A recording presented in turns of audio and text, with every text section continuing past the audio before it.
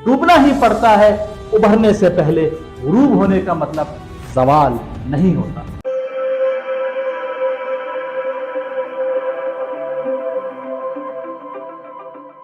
آج کا یہ ویڈیو ہر اس انسان کے لیے ہے جو اپنی عام سی زندگی کو خاص بلکہ خاصم خاص بنانا چاہتا ہے۔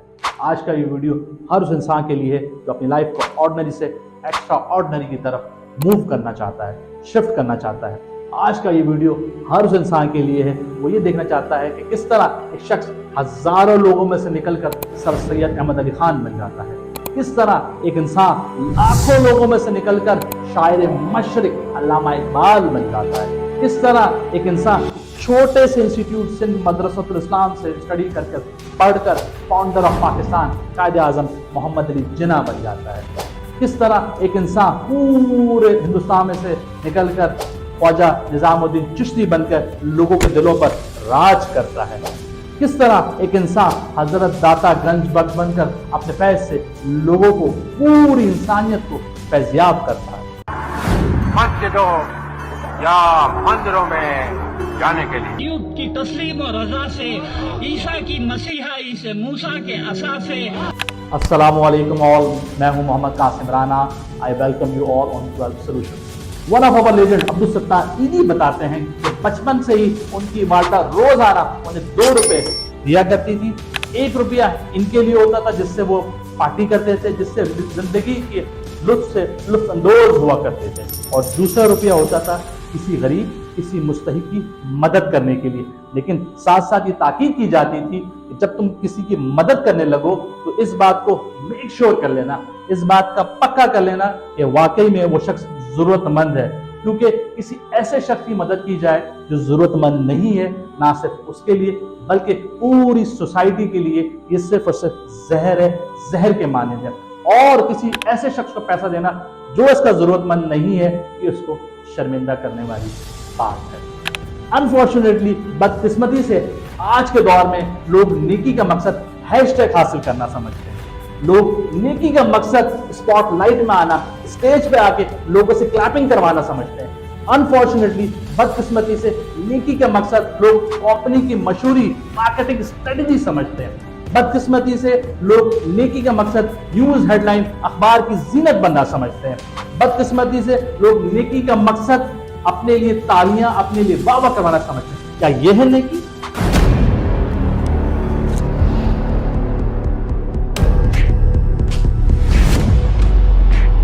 اب اللہ کے نام پہ کچھ دے دے با۔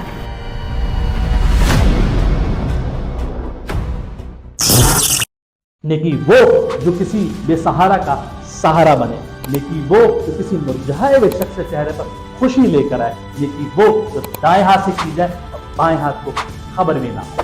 دنیا میں بہت سارے ٹیلنٹڈ لوگ آپ نے دیکھے ہوں گے۔ اگر میں آپ سے پوچھوں کہ ٹیلنٹڈ شخص کی ڈیفینیشن کیا ہے، اگر میں آپ سے پوچھوں ٹیلنٹڈ شخص کی پہچان کیا ہے، شاید کچھ لوگ کہیں کہ جس کے پاس سب سے زیادہ پیسہ ہے وہ ٹیلنٹڈ شخص ہے، شاید کچھ لوگ کہیں کہ جس کے پاس بڑی بڑی بلڈنگز ہیں وہ ٹیلنٹڈ شخص ہے، یا شاید کچھ لوگ کہیں جس کے پاس پکس پریویلیجز پروٹوکول ہے وہ اس دنیا کا بہت ہی ٹیلنٹڈ شخص ہے۔ میں بتانا چاہتا ہوں ان سے بھی اوپر ایک سب سے بڑا ٹیلنٹ ہے، ایک ایسا ٹیلنٹ جو آپ کو ایک نارمل شخص سے لیڈر بنا دے گا، ایک ایسا ٹیلنٹ جو آپ کو لاکھوں لوگوں میں سے نکال کر دنیا کے سامنے ایک ہیرو بنا دے گا۔ وہ ٹیلنٹ ہے ہیومینٹی کا، وہ ٹیلنٹ ہے انسانیت کا۔ جو شخص کسی محرومیوں اور ناکامیوں کے دلدل میں پھنسے ہوئے شخص کی زندگی کو واپس ترقی کی راہ پہ ڈال دے، یہ دنیا کا سب سے بڑا ٹیلنٹ مانا جاتا ہے۔ ہم میں سے ہر انسان دوسرے انسان کی مدد کرنا چاہتا ہے، ہم میں سے ہر انسان دوسرے انسان کے لیے کچھ کرنا چاہتا ہے، ہم میں سے ہر انسان دوسرے انسان کا سہارا بننا چاہتا ہے، ہم میں سے ہر انسان دوسرے شخص کو اس کے پاؤں پہ واپس لانا چاہتا ہے، ہم میں سے ہر انسان ہر محروم اور ناکامیوں کے دلدل میں پھنسے ہوئے انسان کی زندگی کو دوبارہ ترقی کی راہ پہ گامزن کرنا چاہتا ہے۔ تو کچھ ان سب مقصد کو حاصل کرنے کی ایک چھوٹی سی سٹوری آپ کے ساتھ شیئر کر رہا ہوں، ایک چھوٹی سی اگزامپل آپ کے ساتھ شیئر کر رہا ہوں کہ جب آپ کسی کی مدد کرنے لگے، جب آپ کسی کی طرف دوستی کا ہاتھ بڑھائیں اس کا سہارا بننے کے لیے، اس چیز کو اچھی طرح پکا کر لیں، اس چیز کو اچھی طرح ویلیڈیٹ کر لیں کہ واقعی میں وہ شخص مستحق ہے، واقعی میں آپ کی نیکی اس کے لیے ہیلپ فل ہوگی، واقعی میں آپ کی نیکی اس کے لیے نہایت ہی فروٹفل ہوگی، اس کے لیے نہایت ہی سود مند ثابت ہوگی۔ آفس میں ایک شخص ہوتا ہے جس کا نام ہوتا ہے کاشی. کاشی ہمیشہ اپنے آفس میں اپنے ارد گرد کے لوگوں پر نظر رکھتا ہے تاکہ ان کی ہیلپ کی جا سکے, تاکہ ان کی مدد کی جا سکے. کاشی کی کمپنی میں ایک شخص ہوتا ہے جس کا نام ہوتا ہے عبد الرحمان, جو کچھ دنوں سے کچھ پریشان لگ رہا ہوتا ہے. تو کاشی نے ایک دن پلان کرا کہ عبد الرحمان کے بارے میں کچھ معلومات حاصل کرے تاکہ اگر وہ نیڈی ہے تو اس کی مدد کی جا سکے. اس مقصد کو حاصل کرنے کے لیے کاشی ایک دن عبد الرحمان کو اپنے آفس میں بلاتا ہے اور اس سے بڑی ہی فرینڈلی ماحول میں پوچھتا ہے کہ عبد الرحمان صاحب, آج تو آپ بڑے خوش لگ رہے ہیں. آج تو ایسا لگ رہا ہے کہ بار بار گھڑی کو دیکھ کے آپ کو گھر کی یاد آ رہی ہے. ایسا لگ رہا ہے کہ کب چھٹی ہو اور کب میں گھر پہنچوں.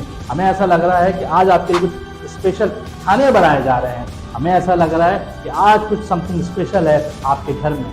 عبد الرحمان جیسے ہی کاشی کا یہ سوال سنتا ہے, کاشی کی ریمارک سنتا ہے, بہت ہی مرجھائے ہوئے چہرے میں بولتا ہے, نہیں کاشی صاحب, ایسا کچھ بھی نہیں ہے, بلکہ میں تھوڑا سا پریشان ہوں کیونکہ میرے پاس کچھ گھر کے لیے آئٹمز لے جانے کی لسٹ آئی ہے اور میں اس اور فکر میں ہوں کہ ان آئٹمز کیسے گھر لے کے جاؤں. کاشی دوسرا سوال پوچھتا ہے کہ عبد الرحمان صاحب, آپ نے شادی کیے ہیں تو ہمیں نہیں بلائے, کہاں کریے, خاندان میں کریے یا باہر؟ عبد الرحمان جواب دیتا ہے, جی کاشی صاحب, بالکل شادی کی ہے اور خاندان سے باہر کیے ہیں. وہ بھی میری طرح اکیلی تھی, نہ ان کی کوئی آگے نہ کوئی ان کے پیچھے, اور ان کی ہسبینڈ کی ڈیتھ بھی ہو گئی تھی, تو ہم نے بڑی سادگی سے شادی کری. کاشی سننے کے بعد بڑا سرپرائز ہوتا ہے اور فوراً پوچھتا ہے کہ عبد الرحمان صاحب, جتنا میں آپ کے بارے میں جانتا ہوں آپ تو بیچلر تھے, تو یہ آپشن کیوں؟ عبد الرحمان کا جواب بڑا شاندار تھا. عبد الرحمان بتاتا ہے کہ کاشی صاحب, میرے گھر میں چھوٹے چھوٹے بہن بھائی ہیں, میں نہیں چاہتا تھا کہ ان کی ہم عمر ان کے درمیان آ بٹھاؤں, اس لیے مجھے یہ آپشن بہتر لگا. کیونکہ میرے کچھ فائنینشیل ایشوز بھی تھے تو مجھے یہی آپشن ملا اور میں نے اس آپشن کو اویل کرا. کاشی یہ جواب سننے کے بعد عبد الرحمان بہت اپریشیٹ کرتا ہے اور فرق سے بولتا ہے, عبد الرحمان صاحب, ہم نے آپ کے پاس بائک دیکھی ہے, میں نے آپ کو آج اس لیے یہاں بلایا ہے, مجھے آپ کی بائک بہت پسند آ گئی ہے, وہ بائک مجھے آپ بیچ دیجیے. عبد الرحمان ایک دم یہ سننے کے بعد حیران ہو جاتا ہے اور اپنے لیے خاموشی کو پسند کرتا ہے. کاشی کہتا ہے کہ 25,000 میں سودا ڈن کریں, آئی نیڈ دیٹ بائک, مجھے آپ کی بائک کی ضرورت ہے. عبد الرحمان بڑا ہی حیران اور پریشان ہو کے جواب دیتا ہے کہ سر, آپ بائک ایسے لے لیجئے, مجھے نہیں پتا آپ کو اس بائک کی کیا ضرورت ہے. کاشی کہتا ہے اوکے 30,000 میں ڈن کریں سودا. عبد الرحمان کو یہ سودا پسند آ جاتا ہے, لیکن وہ پھر ریکویسٹ کرتا ہے کہ کاشی صاحب, ہماری ریکویسٹ ہے کہ اس بائک کو آپ اچھی طرح ایک دفعہ ضرور خود چیک کر لیں یا کسی اچھے میکینک کو چیک کروا لیجیے. کاشی کہتا نہیں عبد الرحمان صاحب, آئی ایم اوکے, مجھے اوکے ہے, میں بائک دیکھ چکا ہوں, مجھے پسند ہے, اور 5,000 روپیز اس کو ایڈوانس میں دے دیتا ہے. عبد الرحمان جیسے ہی کمرے سے باہر جانے لگتا ہے کہتا سر, میری ایک اور ریکویسٹ ہے کہ میں نے کچھ سامان لوگوں کے گھر پہنچانے ہیں, وہ پہنچانے کے بعد میں آپ کو بائک آپ کے ہینڈ اوور کروں.